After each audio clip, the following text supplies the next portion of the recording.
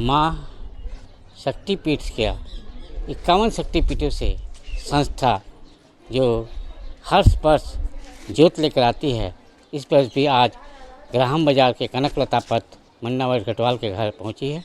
वहां भक्तों का रेला लगा है और ये जो कमेटी है उन्होंने पढ़ लिया है कि हर वर्ष एक शक्तिपीठ से माँ शक्ति की जो अंश जहाँ जहाँ गिरा था वहाँ से ज्योतिपीठ लाकर तिनसुकिया के में पहुँचेगी और यह शक्तिपीठ की जो ज्योत है उसमें बहुत ही शक्ति है।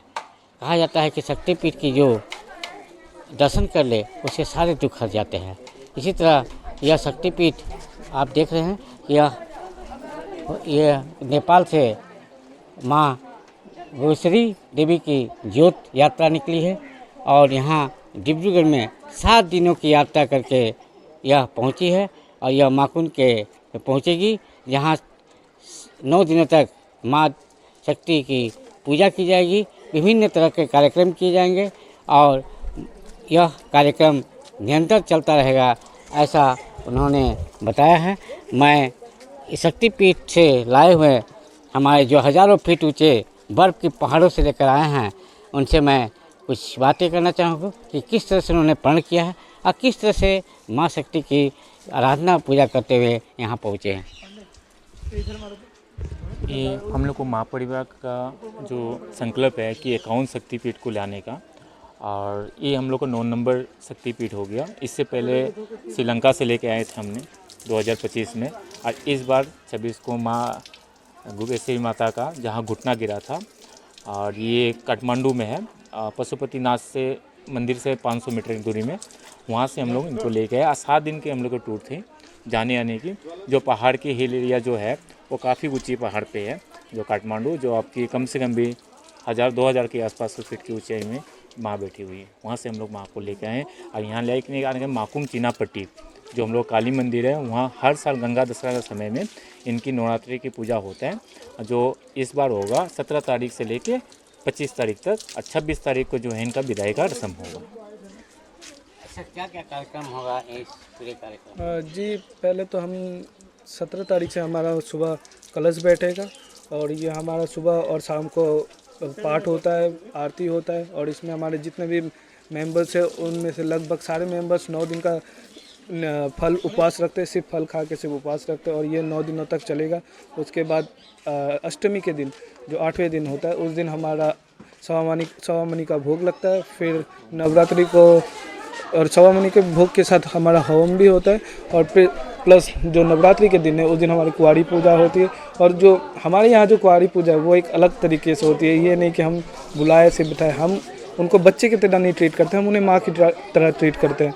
फिर हमारा वो कुंवारी पूजा के अगले दिन जो गंगा दशहरा है, वो उस दिन हमारा शमशान काली मंदिर जो माकुम का है, वहाँ से बड़ा अफजन काली मंदिर है, वहाँ तक प्रोसेशन निकलता है, निशान यात्रा, उसमें जिसमें लगभग 1000 से 1200 लोग शामिल होते हैं, निशान लेके जो माँ के पास जाते हैं। फिर अपनी मनोकामना, जो भी उनकी इच्छा है, जो भी उनकी माँ से मांगने की इच्छा है, वो अपने ये लेके जाते हैं।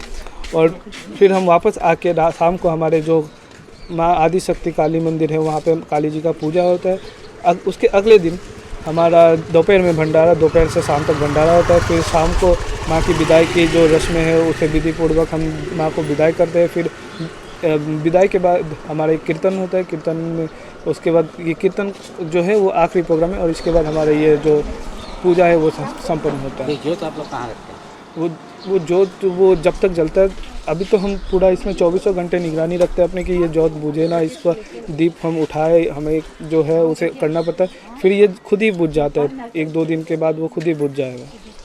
ऐसा क्या प्रण लिया है, कैसे आप लोग का कैसा ये मतलब प्रण लेने का क्या कारण था? हमारा ऐसा प्रण था कि माँ मतलब एक जगह जो हमारी माँ सती है वो एक जगह नहीं है, वो 51 जगह बटी हुई है। तो हमारा ये प्रण है कि हम माँ को 51 जगह से ला के एक जगह जोड़े, उनका एक शरीर बनाए। तो वही मतलब लक्ष्य लेके हम बस चल रहे हैं, बस अब पता नहीं बाकी माँ की इच्छा। जय माता दी।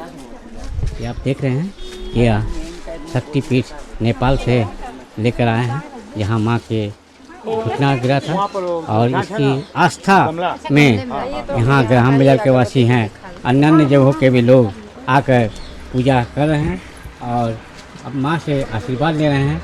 मैं समझता हूँ कि माँ का यह शक्तिपीठ सभी को दर्शन करने को नहीं मिलता है, लेकिन यह सौभाग्य है इस कमेटी द्वारा जो इन्होंने एक प्रण के साथ डिब्रूगढ़ वासियों के साथ, असम वासियों के साथ, तिनसुकिया वासियों को भी यह अवसर प्रदान कर रहे हैं और हम समझते हैं कि यह माँ का आशीर्वाद हम सबको जरूर मिलेगा। डिब्रूगढ़ से ब्रेकिंग फास्ट न्यूज़ डिब्रूगढ़।